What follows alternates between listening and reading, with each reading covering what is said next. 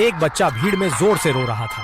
Xiaomi जानजुआंग तुरंत बच्चे को बचाने के लिए गया, लेकिन भीड़ में बिखर गया। इसी समय एक महिला विशालकाय इस तरफ आ रही थी। बाहर की बेचारी शाओमी को बचाने के लिए शाओशुआई जाना चाहता था, लेकिन बेहुदा लोगों ने रोका। कुछ समय बाद दैत्य सीधे शाओमी के सामने आया और अपना विशाल मुंह खोला। जब शाओशुआई बाहर आया, शाओमी गायब हो चुकी थी। घर के लोग दानवों द्वारा बांटे थे, मदद के लिए चिल्ला रहे थे, लेकिन अब बहुत देर हो चुकी थी।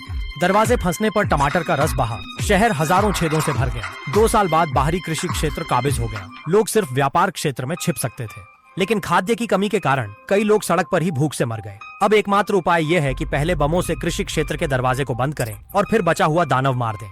अपनी खोई हुई जमीन वापस पाने के लिए लोगों ने विशेष रूप से एक टीम बनाई। शाम होने पर वे वाहन चलाकर निकल पड़े, लेकिन जैसे ही वे यहाँ पहुंचे, महिलाओं ने यिंगएर की रोने की आवाज सुनी।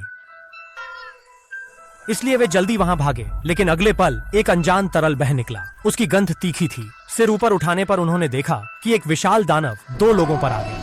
हालांकि इससे भी ज्यादा डरावना था कि जुयिंग इमारत से गिरने के बाद जोर जोर से रोने लगी, जिसकी आवाज कान फाड़ देने वाली थी। अब नाश हो चुका था। सभी दानव जाग उठेंगे। लोग प्रतिक्रिया देने से पहले ही एक बड़ा हाथ पीछे से बाहर आया और सीधे यिक्शुई को ले गया। इसके बाद अनगिनत दानव पीछा करने लगे। लोग जल्दबाजी में भागने लगे। तभी एक 200 किलो का मोटा व्यक्ति दौड़कर ऊपर की ओर बढ़ा। उस मोटे व्यक्ति ने सैनिक को पल में बाहर फेंक दिया, लेकिन उसकी क्षमता सीमित थी। अधिकांश लोग दानवों का विरोध नहीं कर सके और सेना पूरी तरह नष्ट हो रही थी। एक काली छाया तेजी से गुजर गई, रस्सी पर मंडराते हुए हमलों से बच गई। फिर एक बार में दानव मार डाला, तुरंत समाप्त। प्रतिक्रिया देने वाले थे कि पीछे से फिर